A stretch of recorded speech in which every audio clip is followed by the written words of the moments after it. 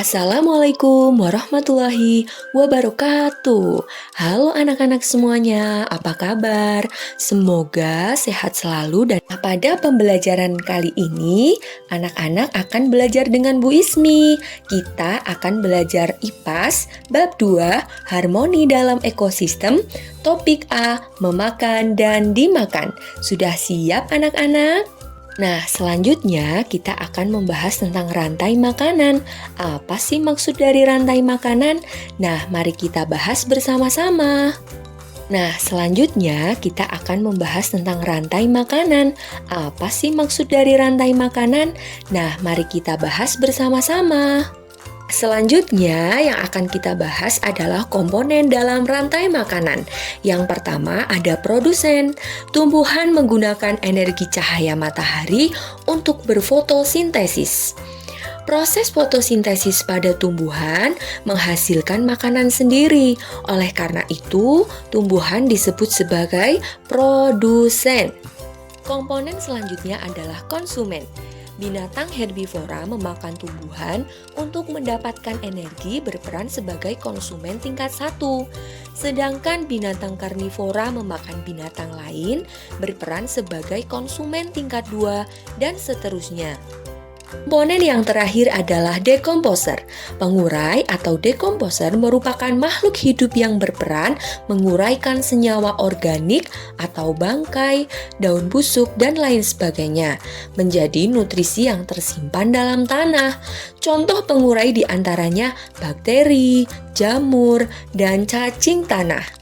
Nah, selanjutnya kita akan mempelajari contoh rantai makanan.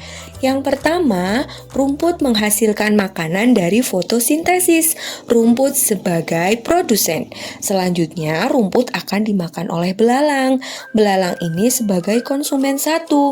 Selanjutnya, tikus akan memakan belalang. Tikus ini sebagai konsumen 2. Selanjutnya, tikus akan dimakan oleh ular. Ular ini sebagai konsumen 4. Ular akan dimakan oleh elang. Selanjutnya, saat elang mati, jamur mengurai bangkai dan mengubahnya menjadi nutrisi. Nutrisi dalam tanah, matahari, dan air akan membuat rumput tumbuh subur. Nah, tahukah kalian, konsumen paling akhir dapat disebut sebagai puncak dari rantai makanan. Bagian tersebut bisa diisi dengan hewan karnivora atau omnivora. Biasanya hewan ini tidak diburu oleh hewan lainnya untuk menjadi makanan.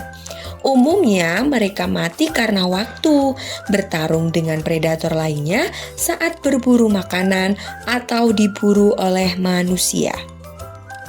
Makhluk hidup mati, bangkainya akan membusuk dan diuraikan oleh dekomposer.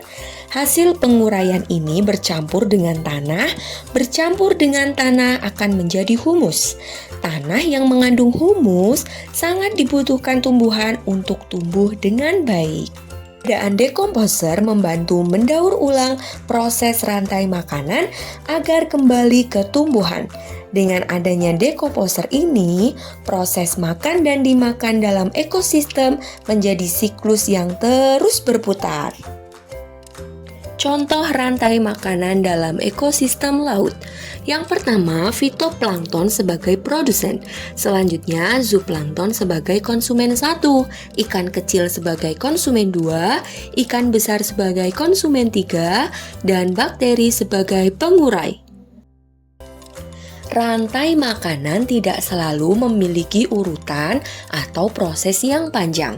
Ukuran gajah dewasa yang besar membuatnya tidak memiliki predator alami. Gajah makan beraneka macam tumbuhan. Di padang rumput Afrika, gajah suka makan rumput dan pohon akasia. Selanjutnya, tanaman yang sudah busuk merupakan sumber makanan bagi cacing pada tanah. Oleh karena itu, cacing tanah juga berperan sebagai dekomposer.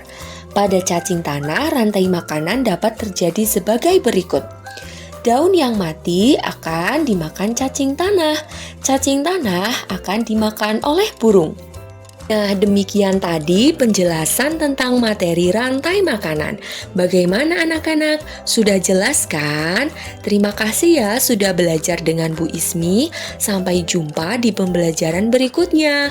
Wassalamualaikum warahmatullahi wabarakatuh.